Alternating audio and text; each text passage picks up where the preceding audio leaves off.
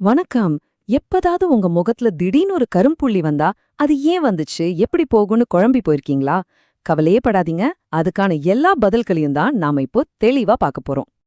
நம்ம எல்லாருக்குமே இது நடந்திருக்கும் இல்லையா? கண்ணாடியில பாக்கும்போது முகத்துல ஒரு சின்ன டாட் எங்கிருந்து வந்துச்சுன்னே தெரியாது. இது உங்களுக்கு மட்டும் நடக்கிற ஒரு விஷயம் கிடையாது. இது ரொம்பவே பொதுவான ஒண்ணுதான். இதுக்கு பேரு தான் ஃபேஷியல் பிக்மெண்டேஷன். நாம பொதுவா மங்கு அப்படின்னு சொல்வோம். நாம முதல்ல புரிஞ்சுக்க வேண்டியது என்னன்னா, இது ஒரு நோயோ இல்ல பெரிய பிரச்சனையோ கிடையாது. இது நம்ம சருமத்துல ஏற்படுற ஒரு சின்ன மாற்றம், அவ்வளவுதான். சரி, அப்போ அடுத்த சில நிமிஷங்கள்ல இந்த மங்கு வர்றதுக்கு உண்மையான காரணம் என்ன? இத சரி செய்ய நாம என்னென்னலாம் பண்ணலான்னு ரொம்ப தெளிவா ஸ்டெப் பை ஸ்டெப்பா பார்க்க போறோம். முதல்ல இந்த மங்கு இல்ல பிக்மெண்டேஷன் அப்படின்னா உண்மையில என்ன அர்த்தம்னு புரிஞ்சுக்கலாம் வாங்க. ரொம்ப சிம்பிளா சொல்றேன். ஹைப்பர் பிக்மெண்டேஷன் இந்த வார்த்தையை கேட்டு பயப்படாதீங்க. விஷயம் ரொம்ப சிம்பிள். நம்ம தோலுக்கு ஒரு கலர் இருக்கு இல்லையா? அந்த கலரை கொடுக்கற பொருள் பேரு தான் மெலனின். இந்த மெலனின் சில இடங்கள்ல தேவைக்கு அதிகமா சுரக்கும்போது அந்த இடங்கள் மட்டும் கொஞ்சம் கருப்பா தெரியும். ஹைப்பர்னா அதிகம், பிக்மெண்ட்னா நிறம், அவ்வளவுதான் விஷயம். இது பார்க்க எப்படி இருக்கும்னு கேட்டிங்கன்னா, ஒவ்வொருத்தருக்கும் ஒவ்வொரு மாதிரி இருக்கும். சிலருக்கு சின்ன சின்ன பழுப்பு நிற புள்ளிகளா இருக்கும். சிலருக்கு வெயில் பட்டதால வர்ற மாதிரி இருக்கும். இன்னும் சிலருக்கு முகமே ஒரு சீரான நிறத்துல இல்லாம அங்கங்க திட்டு திட்டா தெரியும். அடர்ந்த நிறம் கொண்டவங்களுக்கு சில சமயம் சாம்பல் அல்லது நீல நிறத்துல கூட இது தெரியலாம். ஆனா ஒரு விஷயத்த நாம நல்ல ஞாபகம் வச்சுக்கணும். பொதுவா இந்த மங்குனால எந்த ஆபத்தும் கிடையாது. ஆனா புதுசா ஒரு புள்ளி வந்தாலோ இல்ல ஏற்கனவே இருக்கிற புள்ளியோட அளவு, நிறம், வடிவம் மாறினாலோ தயவு செஞ்சு உடனே ஒரு தோல் மருத்துவரை போய் பாருங்க. அது ரொம்ப முக்கியம். சரி, இந்த மங்கு ஏன் வருது? வெயில்ல போறதுனால மட்டும்தான் வருதா? இல்ல வேற ஏதாச்சும் காரணங்கள் இருக்கா? வாங்க, அதோட ஆணி வேறையா அலசி பாப்போம். காரணங்களை நாம 2 வகையா பிரிக்கலாம். ஒன்னு, நம்ம உடம்புக்குள்ளே நடக்கிற மாற்றங்கள், அதாவது பரம்பரையா வர்றது, ஹார்மோன் மாற்றங்கள், சில வைட்டமின் குறைபாடுகள் மாதிரி. இன்னொன்னு, வெளியிலிருந்து வர்ற தாக்கங்கள்.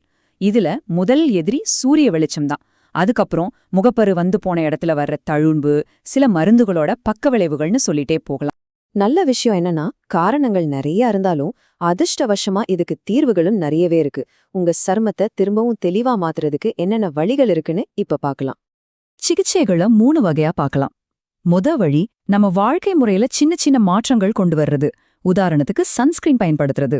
2வது, டாக்டர்ஸ் பரிந்துரைக்கிற வைட்டமின் சி இல்லனா ட்ரெட்டினாயின் மாதிரி கிரீம்களை பயன்படுத்துறது. 3வது, கொஞ்சம் அட்வான்ஸ்டா லேசர் இல்லனா கெமிக்கல் பீல்ஸ் மாதிரி ஒரு டெர்மட்டாலஜிஸ்ட் பண்ற சிகிச்சைகள். ஆனா இங்க ஒரு ரொம்ப ரொம்ப முக்கியமான எச்சரிக்கை. எந்த ஒரு கிரீமியோ இல்ல சிகிச்சையோ நீங்களா சுயமா ஆரம்பிக்கவே கூடாது. உங்க சருமத்துக்கு எது சரி எது தப்புன்னு ஒரு தோல் மருத்துவரால் மட்டும்தான் சரியா சொல்ல முடியும். அதனால அவங்க கிட்ட ஆலோசனை கேட்காம எதையும் முயற்சி பண்ணாதீங்க. சரி, சிகிச்சைகள் ஒரு பக்கம் இருக்கட்டும். இந்த மங்கைய கட்டுப்படுத்த நாம தினமும் என்ன செய்யலாம்? இதோ உங்களுக்கான ஒரு சிம்பிளான டெய்லி பிளான். காலையில உங்க ரொட்டீன் ரொம்ப சிம்பிள் தான். முதல்ல ஒரு நல்ல கிளென்சர் வச்சு முகத்தை கழுவுங்க. 2வது, மங்கலை குறைக்கிற சீரம் ஏதாவது பயன்படுத்தலாம். 3வது, மாய்ஸ்சரைசர். ஆனா இந்த எல்லாத்தையும் விட ரொம்ப ரொம்ப முக்கியமானது, நாம தவிர்க்கவே கூடாத ஒரே விஷயம் சன்ஸ்கிரீன். நீங்க வீட்டுக்குள்ள இருந்தாலும் சரி, வெளியே போனாலும் சரி, சன்ஸ்கிரீன் கட்டாயம் கட்டாயம் கட்டாயம். நைட் ரொட்டீன் இன்னும் சிம்பிள். மறுபடியும் முகத்தை நல்லா கழுவிட்டு உங்க டாக்டர் கொடுத்திருக்கிற ட்ரீட்மெண்ட் கிரீமை அப்ளை பண்ணுங்க. கடைசியா ஒரு மாய்ஸ்சரைசர் போடுங்க. இது தூக்கத்துல உங்க சருமம் தன்னைத்தானே சரி பண்ணிக்க உதவும். இதெல்லாம் பண்ணா எப்போ ரிசல்ட் தெரியும்னு நீங்க கேக்குறது புரியுது. அதுக்கு பதில் தான் இந்த நம்பர்.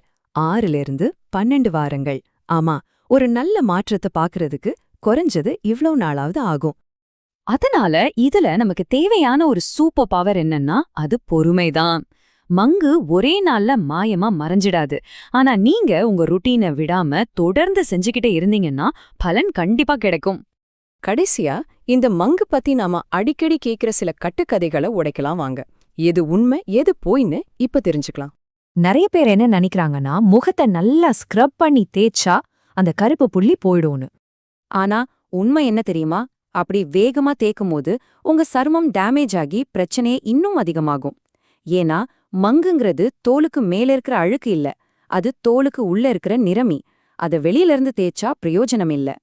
அடுத்ததா, ரொம்ப பரவலா நம்பப்படுற ஒரு கட்டுக்கதை, எலுமிச்சை சாறு இல்ல தக்காளி சாறு மாதிரி வீட்ல இருக்கிற பொருட்களை வச்சு மங்குவை சரி பண்ணிடலான்னு சொல்றது. உண்மை என்னன்னா, இது ரொம்ப ஆபத்தான ஒரு விஷயம். இந்த மாதிரி பொருட்கள்ல இருக்கிற ஆசிட் உங்க தோலை எரிக்கலாம் இல்லனா நிரந்தரமா டேமேஜ் கூட பண்ணலாம்.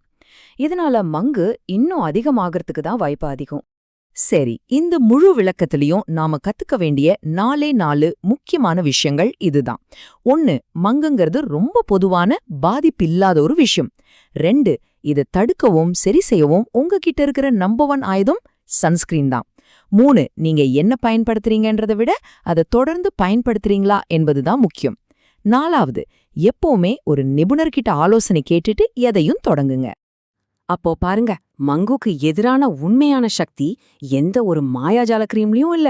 அது உங்க கையில உங்களுடைய தினசரி ஒழுக்கத்துல தான் இருக்கு. அந்த ஒழுக்கத்தோட தொடர்ந்து உங்க சர்மத்தை பாத்துக்க நீங்க தயாரா?